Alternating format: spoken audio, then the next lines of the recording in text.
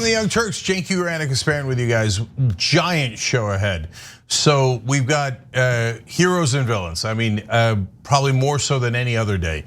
We've got heroes like Nina Turner and other Just Democrats for different stories. And then unfortunately, a lot of Democratic villains, including Nancy Pelosi, Joe Manchin, Kyrsten Sinema, Jim Clyburn. There's a lot to fight back against, and a touch of Republicans as well. But the big inter-party fight between Democrats is gigantic today, and the main topic of conversation. This details in the stories are amazing. Stay tuned for each and every one of them. All right, Casper, let's get started. All right, well, let's talk about the congressional race for Ohio's 11th district. Shontel Brown, the corporate Democrat who's running against progressive candidate Nina Turner for Ohio's congressional seat in the 11th district, is facing an ethics investigation, potentially, over her handling of government contracts when she was part of the county council in Ohio. Now, she's currently part of the same council while simultaneously serving as the head of the Cuyahoga County Democratic Party. And recently, The Intercept reported on some of the sweetheart deals that took place that her donors and also a romantic partner of hers got to take advantage of. So here are the details on that. 10 weeks later, one of the firm's owners, well, this is in February 28th of 2017, Brown had said that she would recuse herself from any decisions regarding government grants to people that she knew. Now, 10 weeks later, one of the firm's owners helped organize a fundraiser that bankrolled a significant portion of her re-election campaign, making an in-kind donation of $2,000 at a fundraiser for Brown that netted her over $7,000, a significant sum in a low-budget world of Cleveland area council races.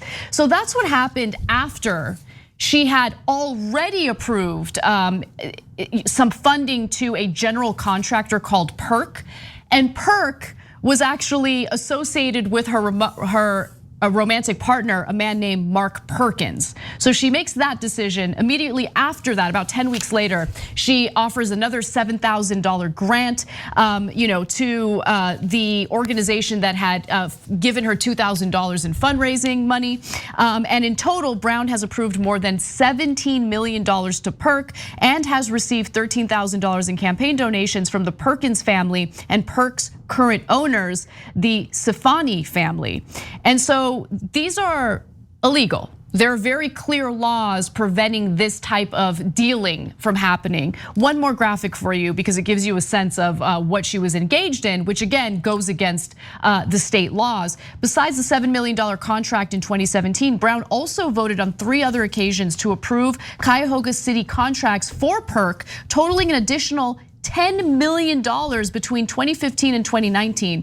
And in August of 2020, she voted in favor of contracts of $1.875 million to 2 firms, one headed by Mark Perkins' sister. Remember, Mark Perkins is associated, that's her romantic partner associated with PERC. So this is Mark Perkins' sister, and a second whose former vice president is another family member of Perkins. PERC and McTech, a company owned by Mark Perkins, are frequent and longtime business associates. So I tell you all that because clearly she's offering or approving government contracts to her love interest. She's doing favors, very clear favors in the form of government grants to the individuals who have funded her campaigns. And so that kind of dealing is unacceptable according to state law, which I'll read to you in just a minute. Okay, so there's 2 levels of corruption here. By the way, we don't care about her personal life. We care that she's giving contracts to someone who's her partner. Exactly, right? Yeah. And so the one corruption is obvious. Here, why don't I give you tens of millions of dollars in contracts with my official position? They're partners, that's number one. And then number 2, I'll get money from your campaign contributions from that business. I mean, getting the campaign contributions is corruption 101 in America. I know a lot of the media has gotten used to it. Well, of course, corporations give money and then the politicians serve them and not the voters. That's normal. They don't even report on it. So The Intercept doing a fantastic job of actually pointing out something that's illegal in this case And now apparently they're following up in Cleveland to see if she did in fact break the law and there should be consequences. Meanwhile, by the way, corporate Democrats, almost the entire Democratic establishment, seeing this huge corruption scandal, go, way to go. And they're pouring more money into her campaign, not less. If a progressive had the slightest little bit of controversy, everybody would be like, oh my God, you gotta get out, unendorsed, etc., right? There's a massive ethics controversy, but for corporate Democrats, which is almost all of Democratic leadership, that's not the bug, that's the feature. But the second level of the corruption is, remember, Brown is the head of the Democratic Party in this county, and everybody knows that if you're gonna run for office, you have to step down from being the head of the Democratic Party, because obviously you can't run the party in a neutral way when you're in a race within the party. She's like, no, I don't want to. No, I'm just gonna run the Democratic Party completely corruptly and to my own benefit. And that, by the way, that's why a lot of locals endorse Nina Turner, because they're like, no, well, that's obviously not right. I don't care who comes in from Washington and tells me that corruption is awesome. I know that if you're the head of the Democratic Party and you're in a primary, you have to step down. You can't rig the entire party in your own favor in a primary race. That's insane. Well, wait till they get a load of this ethics probe, and a lot of them have, and a lot of the endorsers have now switched to Nina Turner. Right, so the Daily Poster reviewed emails showing that the Ohio State auditor has reviewed the allegations and they have referred the matter to the State Ethics Commission. And just so you know the details of what the state laws in Ohio indicate, under Ohio law, public officials are prohibited from knowingly authorizing or using their authority or influence to secure authorization of any public contract in which the public official, a member of the public official's family, or any of the public official's business associates has an interest. Violation of the statute is actually a felony and penalties can include prison time. Now, do I think she's actually gonna serve prison time? No, but this is something, after they do their investigation and they further confirm the Intercept's reporting on this, yeah, she broke the law and it is a felony in that state. And you're right, Cenk, if anything even remotely controversial happens, like for progressives, if Nina Turner had allegedly done something controversial, you have no doubt that Democrats would focus on that. They would have like laser beams like focused on that. But here's the thing, since Nina Turner doesn't have any controversies attached to her, they're just manufacturing controversies. In fact, Jim Clyburn, Representative Jim Clyburn, apparently became incredibly upset over a town hall that featured the Young Turks. Cenk was there, Killer Mike, and Nina Turner. It was a town hall for Nina Turner, and Clyburn was gonna endorse her anyway. But Shontel Brown's team found this snippet from the town hall, sent it to Clyburn, and he got very upset about it, allegedly. So let's take a quick look at that. What I realized as we were in South Carolina in 2016, and I saw the DNC try to sabotage their strongest candidate, what I realized when I saw people like Clyburn, which I don't have a problem with in South Carolina for the good work he's done, but I think it's incredibly stupid to not cut a deal before you get someone elected president, and the only thing he gives a federal holiday and nothing tangible out of it. Talk about it. And that criticism is with love, because I'm gonna still come through your state, and I don't want state troopers to stop me. But what I realized is you got folks taking the bag on both sides. And you have people in the Democratic and Republican parties that are far more loyal to the people and corporations and the corporations that sponsor their running than they are to the people who actually vote to get them there. So Cenk, just one graphic before I go to you, because in response to that video, Representative Jim Clyburn said, and this is the last graphic, I personally got involved when I was invited by the Turner campaign. They talked about when I was invited by the Turner campaign, they talked about my stupidity for endorsing Joe Biden, and I just kind of decided if I'm going to be stupid, might as well be stupid. Well, that's the one thing we agree on. Okay, so now let me break this down, last couple things down. First of all, on Clyburn. This is a joke. They are spending millions against Nina Turner. They were always gonna spend millions against Nina Turner. Hillary Clinton had already endorsed Brown against Turner. Clyburn was going to endorse Brown against Turner. And a day before his endorsement, we do the town hall. Of course, Washington Post jumps all over it, and as do other media. Do they say, oh wow, that was an amazing town hall, standing room only, Nina Turner's incredibly popular in Cleveland? No, they just take that one part. That's the Oppo research given to them by the corporate Democrat, and they go, well, we work for you, so what would you like us to do for you? Oh, you'd like us to smear Nina Turner and Killer Mike and TYT and try to help Brown get elected. Of course, that's our job in the mainstream media, right? And so they then Clyburn goes, oh, well, and by the way, guys, I went through this process. Endorsements take weeks, at least. Sometimes they take months to put together, okay? So Clyburn says he didn't go through that process at all. He says, oh yeah, it's because my feelings were hurt on the last day and that's why I decided to do it. And you believe that? No, the entire establishment is scared to death of Nina Turner. NinaTurner.com/hello. Go, they're spending millions. She's getting at $27 at a time. NinaTurner.com/hello. So now, secondly, think about if Clyburn is correct. That's arguably worse because he's saying, oh, I don't care about policy. I didn't endorse based on policy. I didn't endorse based on anything to do with unity. Nina Turner was winning by 35 points at the time. So if you were gonna do Democratic unity, you'd rally around the leading Democratic candidate, right? He said, no, my ego was hurt. Now that's not me saying it.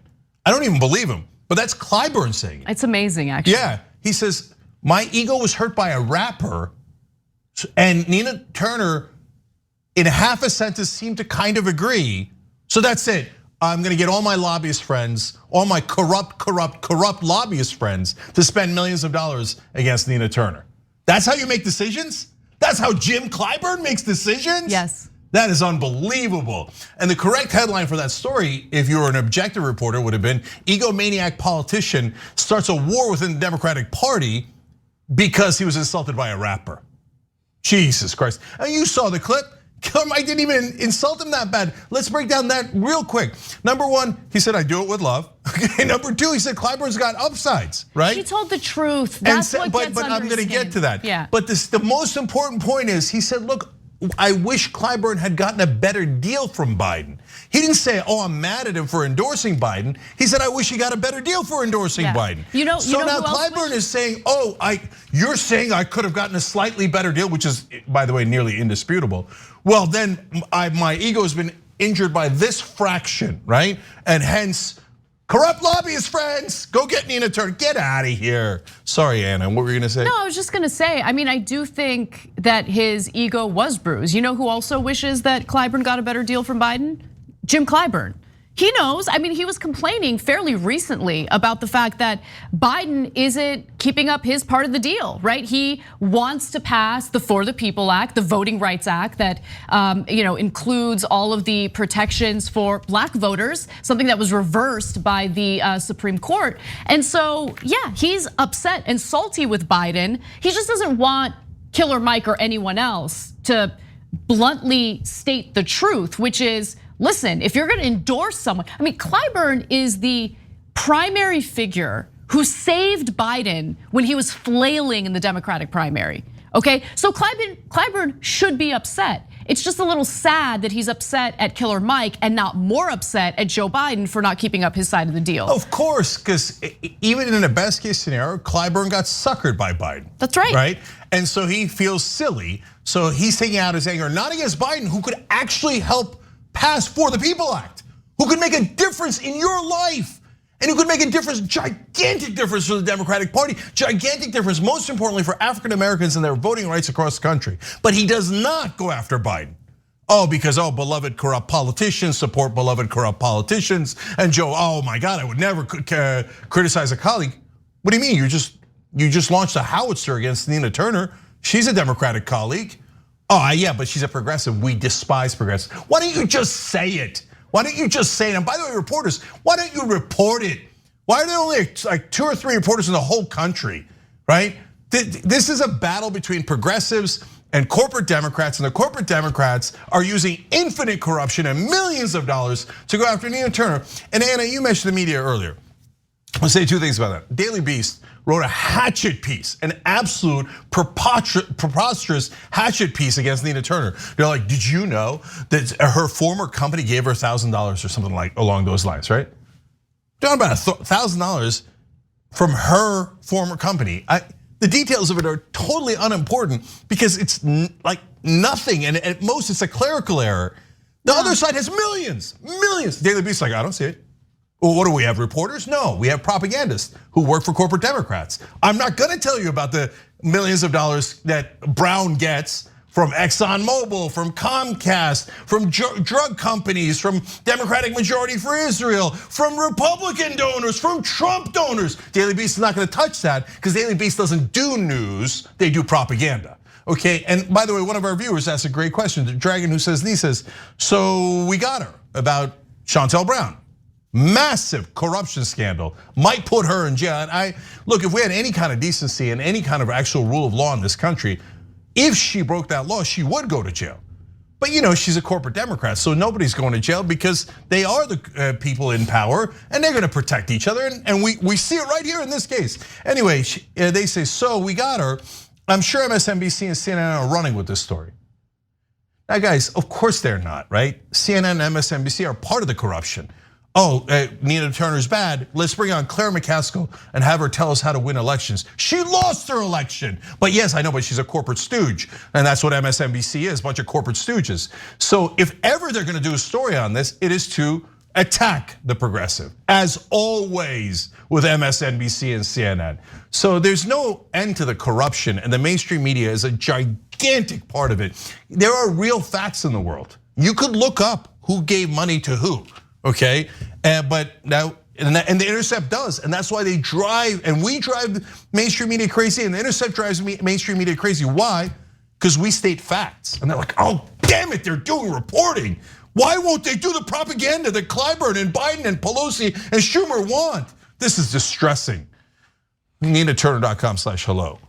All right, so let's do a Nina Turner story that might lighten the mood a little bit for you. I don't know. Okay, we'll see.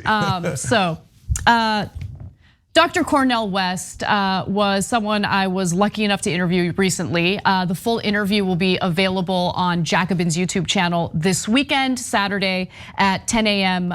Pacific time, 1 p.m. Eastern. And he was talking about Nina Turner. We wanted to ask about why it is he has chosen to not only endorse Nina Turner for Ohio's 11th district, she's running for Congress there. We wanted to know what it is about her that inspires him to go out and do the canvassing and do the work. And so here's his answer.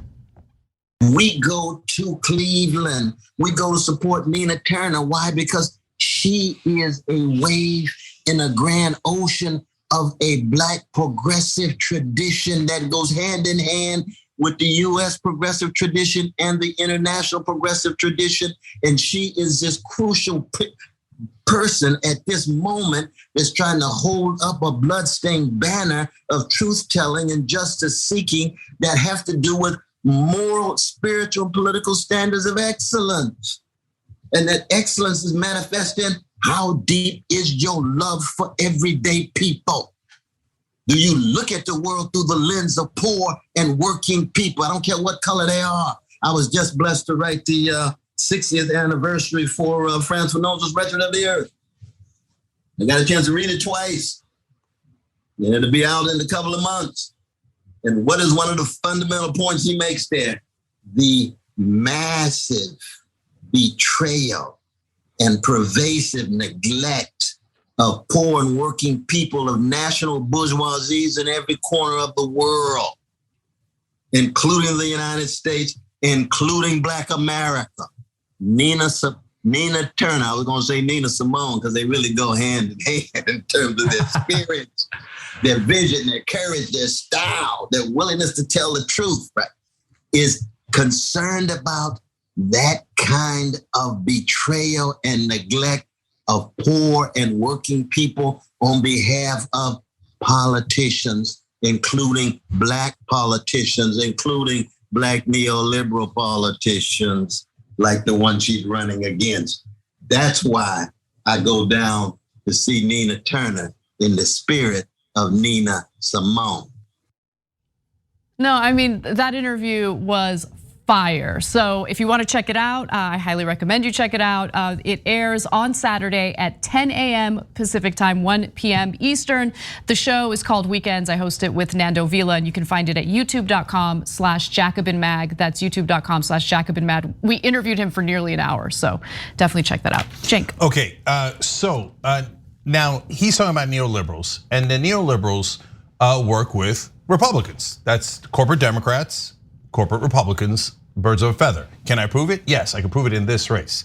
So Trump donors have started to come in for Nina Turner, against Nina Turner for Shontel Brown. Now remember, Shontel Brown's a tiny politician. She's the head of the Democratic Party in one county in Ohio. Nina Turner used to be a state senator in Ohio and was the chair of a presidential campaign for Bernie Sanders, is a massive politician and a political figure in America. So all of these neoliberals coming in for this person that no one knew before this race. So they're not coming in for her. They're coming in against Nina Turner, okay? And guess who else is? Republicans and Trump donors. So Robert Kraft, owner of the New England Patriots, and one of the biggest Trump donors, gave $1 million to Trump's inauguration. Gave $5,800 maxed out to Shontel Brown, okay? And then his family gave another $20,000. And then they gave more to the Democratic Majority for Israel. They have got to beat Nina Turner. The Republicans have decided, Trump donors have decided, oh my God, here's a Democrat who might actually fight us. Neoliberals, corporate Democrats, they're our buddies, they're our pets. Nice boy, nice boy, nice boy. Do as you're told. And they do exactly as they're told. Nina Turner is not going to do as she is told. So now Kraft is not the only Trump donor. Oh, there's about a dozen of them that at least that have been reported. So not only that, the head of the Cuyahoga County Republican Party has come in for Shontel Brown, who's the head of the Cuyahoga Democratic Party. That's unbelievable. I've never seen anything like that. Where the Republicans and Democrats go. Remember, guys, corruption is something we want to protect. Yeah, we stick together. Yeah. Corrupt people stick together. That head of the Republican Party once criticized somebody for outing corruption and called him a snitch. Okay. What are they, gangsters or something?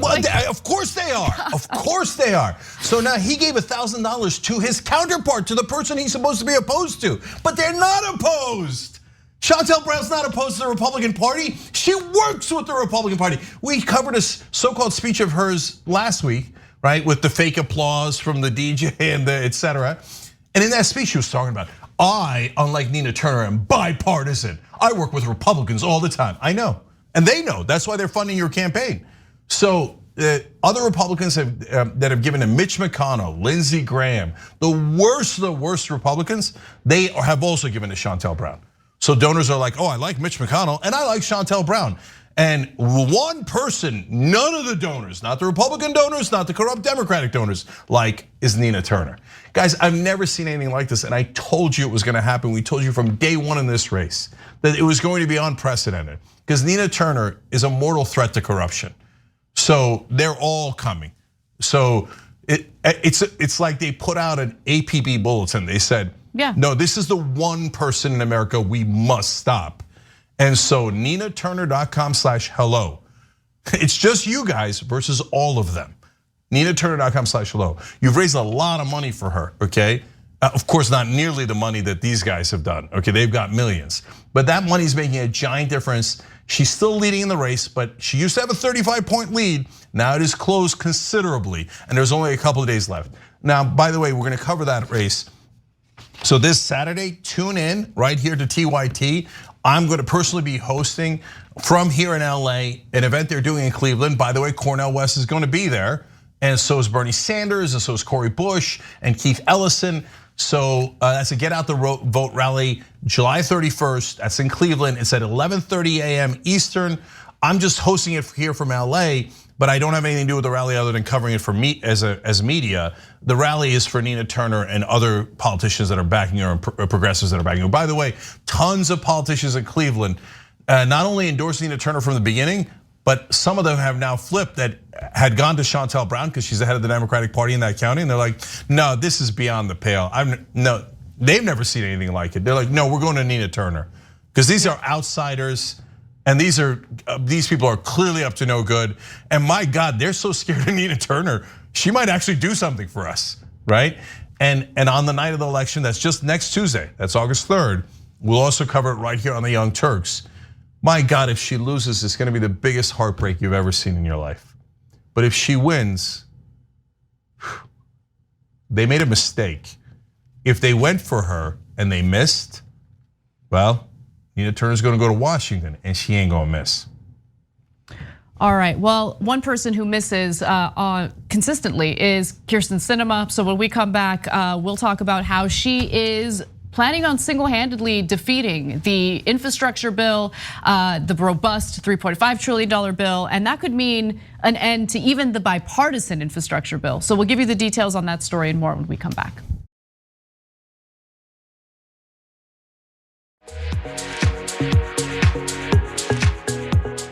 All right, back on TYT, Jake and Anna with you guys. Casper, take it away.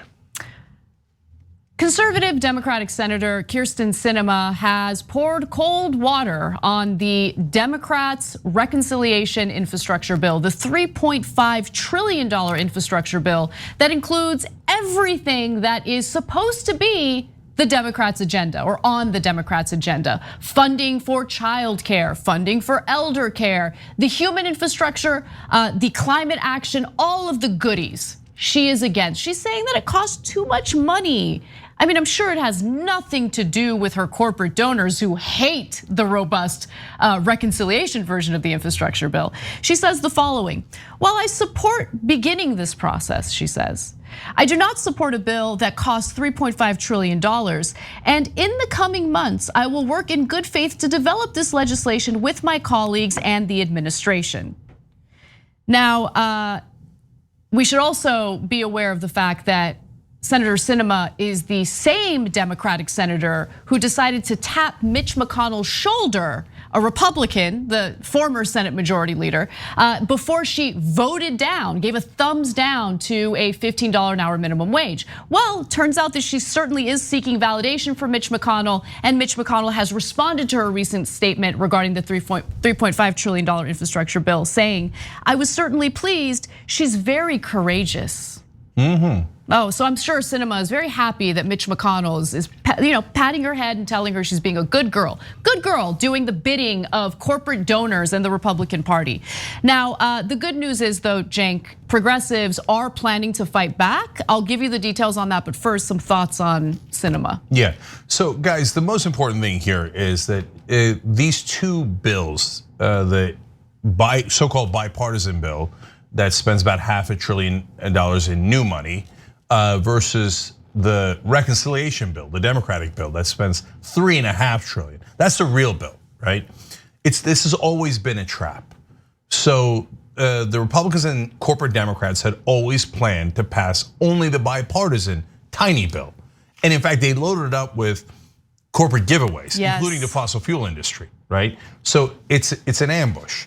And so the trick is, progressives and electorate, which is we know is progressive, even though the media and we pretend they're not. We are going to do these wonderful things that you guys love, and it will bring you many jobs, and it will help the environment, etc. Wink. And then, no, they're gonna pull the football like they do every time. So they're gonna pass the bipartisan bill and then go, we tried so hard for the reconciliation bill, the one that the Democrats and progressives wanted. But golly gee, we just couldn't do it. Kyrsten Sinema wouldn't vote for it. By the way, rotating villains. If it's not Kyrsten Sinema, it'd be Joe Manchin. If it's not Joe Manchin, it'll be Chris Coons. It doesn't matter because they never meant it. They never planned to pass it. I mean, we saw it from a mile away. And you know what? We never give ourselves credit. I'm gonna give us credit, right? The second they decided to split the infrastructure bill into two bills, right? No, we'll go ahead and include everything that Republicans want and corporate Democrats want in the bipartisan bill. And then afterwards, we promise, we swear through reconciliation, we're gonna pass the $3.5 trillion bill. No, they were never planning on doing that. I think that there are some Democratic senators who, might have been suspicious, but genuinely thought, no, we'll fight and we'll get the actual more robust bill passed. But you're right, you have Manchin, you have Sinema, you have Coons, you have Warner. I mean, the rotating villains continue. And we were just talking about Joe Manchin standing in the way of the $3.5 trillion infrastructure bill just yesterday. And today it's Sinema. Who knows what's gonna happen tomorrow? But it's becoming increasingly unlikely that we're gonna get a good infrastructure deal based on the nonsense that's going on with these corrupt corporate Democrats. Look, we have a petition. And so I get it that since there's two bills, it sounds a little confusing, but it isn't. If they vote for the bipartisan bill first, we're screwed because they're never gonna pass the larger bill, okay? I guarantee you could write it down in stone. I mean, whatever bet I could make, I would make on it. I've seen that lie 1,000 times in covering politics for the last quarter of a century, right? So progressives in the House, and we're asking all Democrats in the House, do not vote on the bipartisan bill before you vote on the actual reconciliation bill. Yep. So you've got to vote on the reconciliation bill, the real bill, the Democratic bill, the $3.5 trillion bill first. Otherwise, it's an ambush. There's no question about it, right? So we're asking you to participate in that petition. Go to tyt.com/petitions. We'll have the link down below if you're watching on YouTube or Facebook, and so you can read the whole explanation of it on tyt.com/petition/infrastructure vote. Okay, so here the order of the voting makes the biggest difference. Yes. If they pass the terrible one first, we're done. They've got to pass the good one first. Now we have great news for you guys. This time, progressives are fighting back. So Anna, tell us about that. So usually when it appears like they might fight back, you'll get a random tweet here or there where they're like hinting that they're thinking about fighting back. But in this case, there's a united front, which I think is important. And remember, the head of the House Progressive Caucus is Pramila Jayapal, and she released a statement. Pramila Jayapal said that votes of caucus members are not guaranteed on any bipartisan package until we examine the details and until the reconciliation bill is agreed to and passed with our priorities sufficiently funded. Following that statement, you have several Democratic lawmakers coming out and agreeing with it. Mondaire Jones is an example. Without a reconciliation package that meets this moment, I'm a no on this bipartisan deal. You have Rashida Tlaib, who called Sinema out by name, and I love to see it. She says Sinema seems not to care that her own state is flooding, the West is burning, and infrastructure around the country is crumbling. Sinema is more interested in gaining GOP friends and blocking much needed resources than fighting for her residents' future. I love that. And she also said that it's time for the White House to play hardball. We didn't elect Sinema as president, and we won't let her obstruction put a Republican in the Oval Office in 2024. It's a reconciliation bill or GOP controlling every level of government again, period. And I think that she's right on that. I'm gonna keep going, just two more tweets. We have Jamal Bowman, who says, we were sent to Congress to transform lives. If the Senate fails to support a reconciliation package that meets the moment on climate and our care economy, I can't see myself supporting their goal of passing a bipartisan package for infrastructure. And final one comes from AOC, who says, good luck tanking your own party's investment on childcare, climate action, and infrastructure while presuming you'll survive a 3-vote House margin, especially after choosing to exclude members of color from negotiations and calling that a bipartisan accomplishment. And remember, Kyrsten Sinema led the effort along with Republican Senator Rob Portman on the bipartisan infrastructure deal. So she wants to make sure that that passes. And I love that these lawmakers, progressive lawmakers, are calling her out and saying, no, we're not gonna let you succeed in this bipartisan deal until we get what we want in the reconciliation deal. So I want to give particular credit to a couple people here for specific reasons. So AOC said that about Sinema's actions. So she, along with Tlaib, deserves credit for calling out a Democratic colleague. You might think that that's normal. Of course, they're going to vote against your priority. It might kill any action on climate change. Why wouldn't they call them out? But in Washington, if you don't know, if you're new to politics, in Washington, a Democrat calling out another Democrat is the biggest crime. It's like insulting a police officer. It's not in any rule book, But if you do it, it's a third rail, and everybody collapses in on you.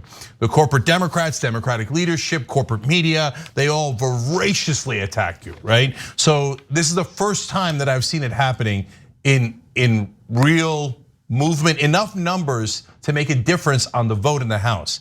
So I don't know Mondaire Jones at all. We've helped a lot of progressives win, but honestly, we haven't had any contact with Mondaire Jones. So I'm going to tell you in the most unbiased way you can imagine, Mondaire had the best tweet, okay? Because his says, no, I'm voting no on the bill. Yeah. So that's the only thing that matters. We can huff and we can puff, but that matters too, don't get me wrong. Calling out other Democrats matters in terms of putting the spotlight on the issue and creating pressure, right? But at the end of the day, you either vote yes or you vote no. So he's clearly on the record saying, no, I'm gonna vote no on your bill unless we vote on our bill first. That's exactly what we're asking of politicians. By the way, send this petition to those politicians, not just to the progressives, but yes, also to them, but to the corporate Democrats. It says no House Democrat should vote for the bipartisan bill before the reconciliation bill. So credit to Mondaire Jones for doing the right thing and in the right way, okay? And guys, as AOC pointed out, you really don't need a lot of votes in the House at all. And I want to give you one more piece of context here. Look, when progressives didn't do what we were hoping for in the $15 minimum wage fight, when it was a winnable fight, it wasn't a fantasy, it wasn't like weird timed thing for theatrics, right? It was real. We could have won on $15 minimum wage. And they didn't fight on that, okay? And I called them out. And I burned a lot of bridges calling them out, okay? On this one, they are doing the right thing. So when they're not doing the right thing, it is right to criticize. When they are doing the right thing, it's right to support. See, that is called using your mind and your human judgment to be able to discern between different situations. And in this situation, they're saying all the right things and they're saying that they're going to act on that. So great, and go get their back, but send them the petition anyway. We want them on the record. If they say, yes, I'm signing the petition as a congressperson, trust me, that'll make gigantic news. That'll affect the negotiations, and most importantly, it'll affect what passes. Because either that infrastructure bill with the climate change and the jobs passes or it doesn't, and that's the most important thing of all. When we come back from the break, just yesterday, one of our viewers wanted us to cover the Mylan Laboratories story out of West Virginia. This is a story involving corruption. Joe Manchin's daughter. You do not want to miss the details because this not only shows the corruption in government, but even shows how Americans could be harmed by our generic drug supply chain being moved over to another country in order for these companies to take advantage of cheap labor. It's just a disgusting, awful story, but you need to know the details. So come right back and I'll tell you what those details are.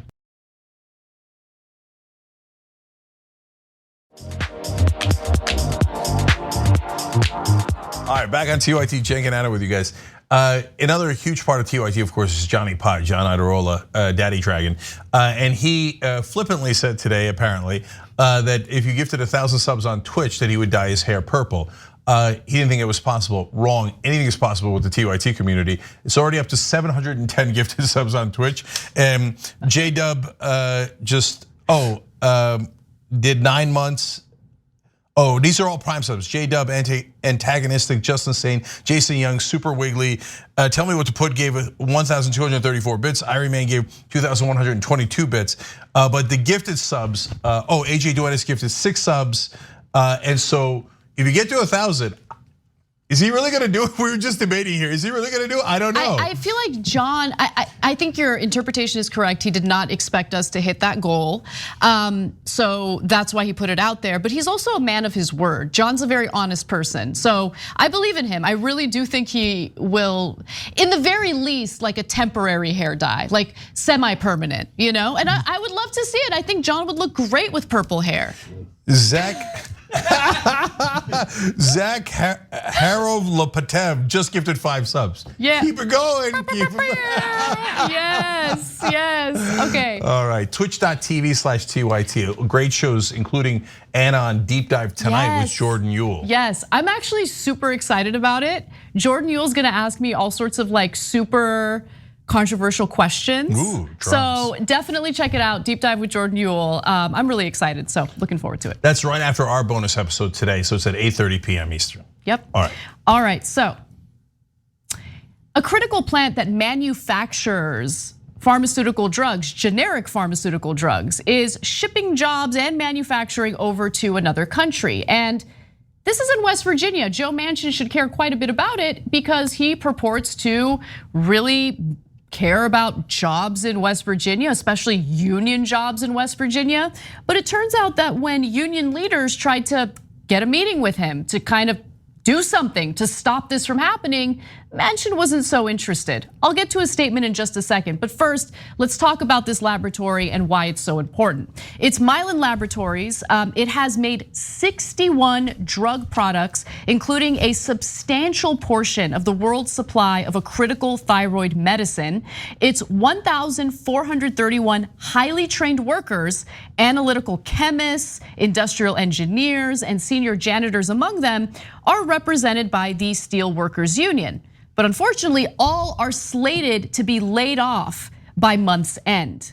So to give you an idea of how things have already been scaled back at this laboratory, at its height back in 2016, the Morgantown manufacturing site employed more than 3,700 full-time employees and made more than 1,400 drug products, a scale that dwarfs most American drug manufacturing sites, according to FDA records. Now, this is actually an incredibly important plant or laboratory because they specifically focus on generic drugs, which tend to be far more affordable than the name brand pharmaceutical drugs. And as we all know, there's a huge problem with our incredibly fragile supply chain. We experienced it during COVID, where a lot of the things that we needed were being manufactured in other countries, and we were having a tough time getting the supplies, right? Whether it was masks or other protective gear for healthcare workers, toilet paper is another example. The idea of manufacturing these critical generic drugs in other countries should make you uneasy, in addition to the fact that we're losing more jobs, unionized jobs, to another country where these executives are looking to exploit cheap labor. Now, when officials from the United Steelworkers Local 8957 managed to get in touch with Manchin, he was incredibly dismissive. So apparently he told them in a quick 2-minute video call, he was on the Senate floor. He said, "Sorry about your luck. It sounds like they've reached a corporate decision. There's very little I can do." So the president of the local Steelworkers Union said the following: "We can't reach him. He won't respond. His aides won't respond." And they have good reason to believe that the reason he won't respond is because of some pretty significant conflicts of interest. Union officials believe that Manchin's silence can be traced to the fact that his daughter, Heather Bursch, the former CEO of Mylan, walked away with a $30.8 million golden parachute from the Mylan-Upjohn merger. So the decision was made after this merger took place. And as you can see, Manchin's daughter took advantage of a giant $30.8 million golden parachute when this merger happened and she was no longer the CEO of the company. The resulting entity, which so swiftly targeted the Morgantown plant for closure, is led by Bursch's former Mylan colleagues who were also exorbitantly compensated in the merger. So look, there's so many, Cenk, there's so many conflicts of interest with Manchin. I mean, we just did a story yesterday about how he makes $500,000 a year off of his investments in dirty coal in the state of West Virginia.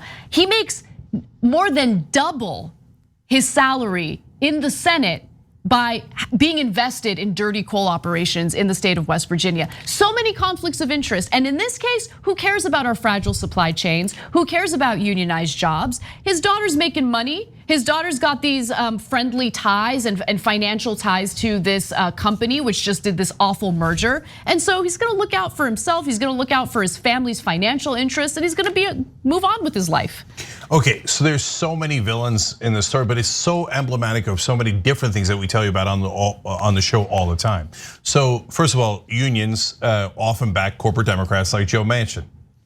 How's that working out for you? Don't do it. Okay, so if you'd backed the progressive in that race, maybe you would have kept those jobs in West Virginia.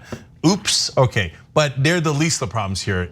Overall, the Steelworkers Union, they're employing chemists and engineers, not employing them, but having them inside their union and protecting them. That was great, and we wish they had more union workers there, and they needed the protection there from a giant company who screwed them, okay? So now we move to the second issue. Joe Biden, where is he? Nowhere. Why? Oh, I need Manchin for votes, so I'm not gonna criticize him. Besides which, corporate Democrats are gonna corporate Democrat, right? So peas in a pod. So Biden and Manchin agree on almost everything.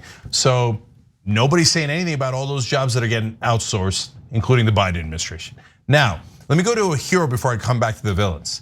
So the guy who originally started Mylan Laboratories is Mike Puskar, and he turns out to be an awesome guy. And I love this part of the story because it's something I've told you guys 100 times, and I didn't know Mike's story, okay? I said, look, sometimes founders of private companies can actually do the right thing. Public corporations, they have to maximize profit by law, they don't have a choice, right? And that's why you have that greed machine that's called the stock market, right? But in this case, he started Mylan Laboratories in the 1960s, and he always looked out for his employees. He would give all of them turkeys on Thanksgiving. He'd give them all Christmas bonuses, and he would give them free health care, no contributions, no nothing, okay? And especially at a time when nobody was doing it. When he finally passed away, at that point, the bad guys had taken over his company. So he said, make sure that they could see my casket for 12 hours because I don't want the company screwing over the workers and doing 8-hour shift at that time, because he knew already the employees loved him, the company hated him. And after he got pushed out, basically, right? And so, you know what happened?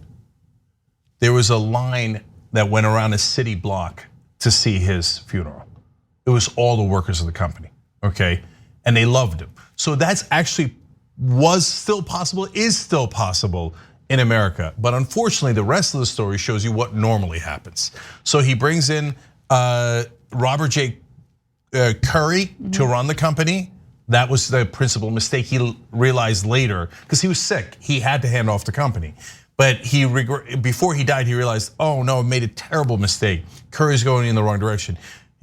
Curry then brings in Heather Bresch, who is Manchin's daughter. Oh, and the things go terrible.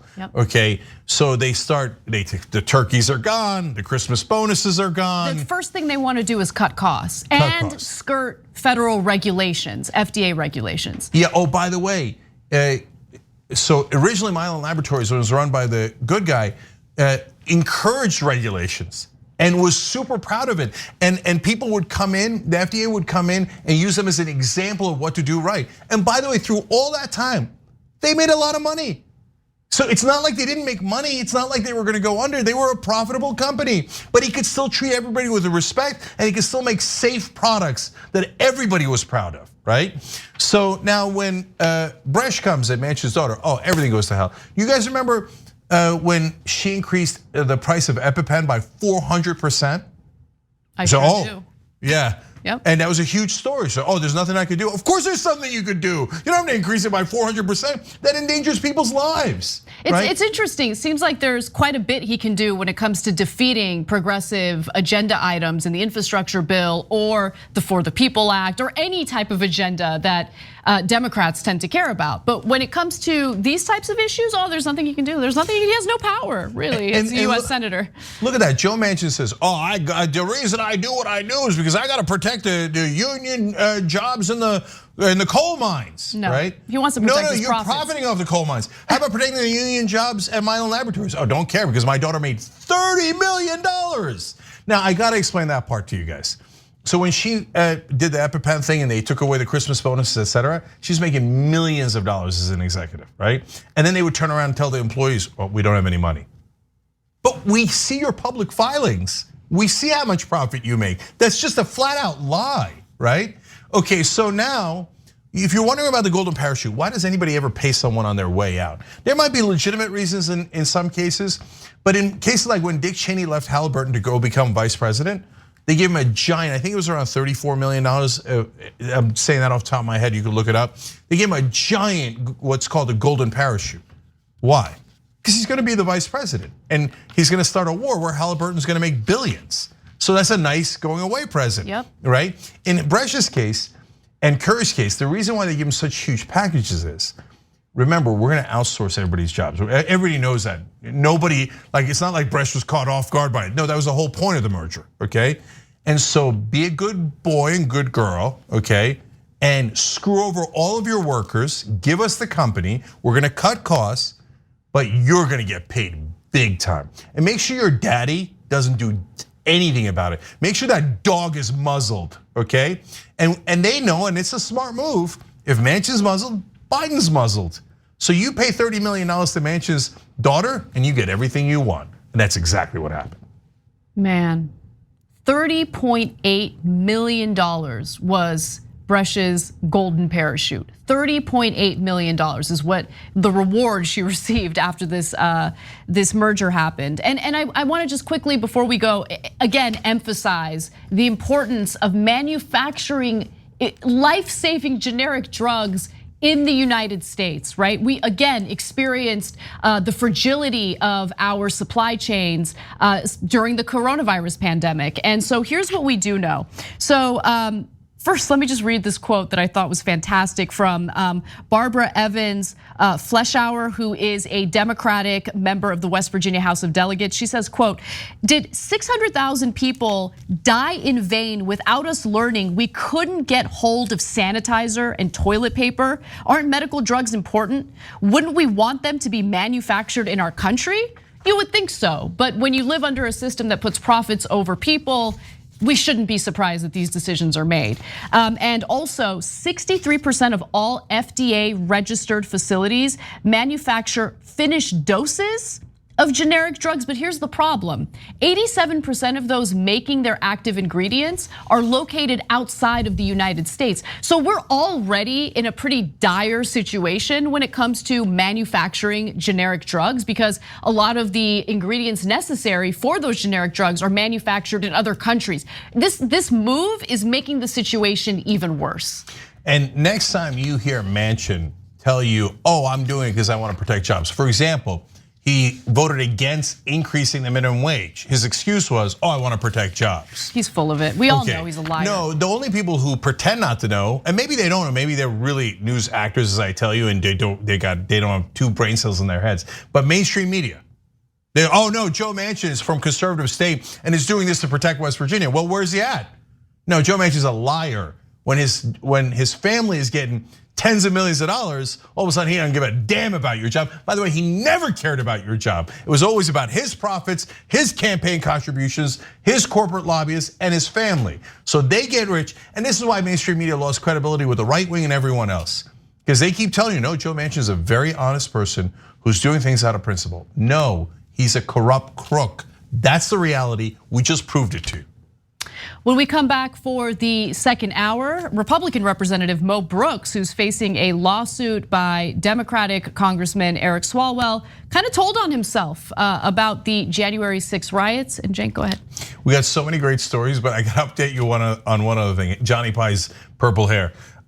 Smatty Dragon gifted 10 subs, True Dwabi 5 subs, Spanky 5 subs, Daisy Dragon 5 subs, Progressive Squirrel 5 subs, Senate Cherry Bowfight 10 subs, Little Mac McGee 30 subs, Rodney 10 subs, Jorma Che 5 subs, Drink That OJ 5 subs, Darius 10 subs, Matthias Giovanni 10 subs. I can't wait to see John with purple hair. Okay, keep her going at twitch.tv/TYT. Love you guys, we'll be back. Thanks for listening to the full episode of The Young Turks. Support our work, listen ad-free, access members-only bonus content, and more by subscribing to Apple Podcasts at apple.co/TYT. I'm your host, Cenk Uygur, and I'll see you soon.